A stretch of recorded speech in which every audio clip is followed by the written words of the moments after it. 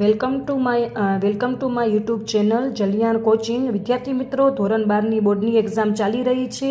તેની બોર્ડની એક્ઝામનો આપણે પેપર લેવાઈ ગયેલું છે આંકડાશાસ્ત્રનું. આપણે આજે એનો પેપર સોલ્યુશન કરીશું.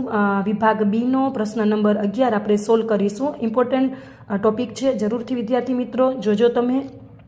રકમ છે દ્વિપદી વિતરણનો મધ્યક NP 2 આપેલ છે. સફળતાની સંભાવના 0.4 હોય તો વિતરણનું વિચરણ કેટલું થાય? વિદ્યાર્થી મિત્રો, દ્વિપદી વિતરણના મધ્યકને NP વડે દર્શાવવામાં આવે છે. એટલે NP બરાબર 2, સફળતાની સંભાવના 0.4 છે તો સફળતાની સંભાવનાને સ્મોલ p વડે દર્શાવવામાં આવે છે. સ્મોલ p બરાબર 0.4. તો વિચરણ કેટલું થાય? એટલે વિચરણ બરાબર પ્રશ્નાર્થ ચિહ્ન. વિદ્યાર્થી મિત્રો, હવે સૌથી પહેલું આપણે નિષ્ફળતાની સંભાવના Q શોધી લેશું. Q બરાબર 1 - p થશે. 1 - 0.4 એટલે Q બરાબર 0.6 આવશે. હવે વિચરણનું સૂત્ર લગાવશું. વિચરણ બરાબર NPQ. વિદ્યાર્થી મિત્રો, આપણાને રેડી જ આપેલ છે NP. તો NPQમાં જ્યાં NP દેખાય ત્યાં 2 મૂકી દેવાના અને Q દેખાય ત્યાં આપણે નિષ્ફળતાની સંભાવના 0.6 મૂકી દેશું. 2 × 0.6 એટલે વિચરણ NPQ બરાબર 1.2 થશે. વિદ્યાર્થી મિત્રો, આવા ધોરણ 12ની બોર્ડની એક્ઝામના IMP ટોપિક શીખવા માટે મારા ચેનલ પર જરૂરથી જોડાઈ રહેજો. Thank you.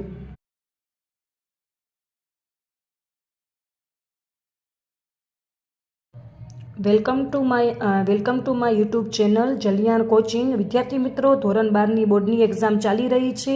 તેની બોર્ડની એક્ઝામનો આપણે પેપર લેવાઈ ગયેલું છે આંકડાશાસ્ત્રનું. આપણે આજે એનો પેપર સોલ્યુશન કરીશું.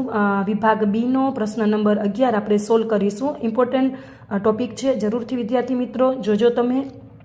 રકમ છે દ્વિપદી વિતરણનો મધ્યક NP 2 આપેલ છે. સફળતાની સંભાવના 0.4 હોય તો વિતરણનું વિચરણ કેટલું થાય? વિદ્યાર્થી મિત્રો, દ્વિપદી વિતરણના મધ્યકને NP વડે દર્શાવવામાં આવે છે. એટલે NP બરાબર 2, સફળતાની સંભાવના 0.4 છે તો સફળતાની સંભાવનાને સ્મોલ p વડે દર્શાવવામાં આવે છે. સ્મોલ p બરાબર 0.4.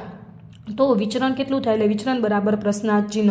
વિદ્યાર્થી મિત્રો, હવે સૌથી પહેલું આપણે નિષ્ફળતાની સંભાવના Q શોધી લેશું. Q બરાબર 1 - p થશે. 1 - 0.4 એટલે Q બરાબર 0.6 આવશે. હવે વિચરણનું સૂત્ર લગાવશું. વિચરણ બરાબર NPQ. વિદ્યાર્થી મિત્રો, આપણાને રેડી જ આપેલ છે NP.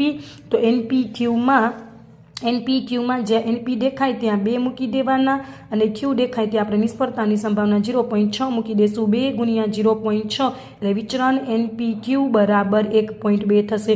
વિદ્યાર્થી મિત્રો, આવા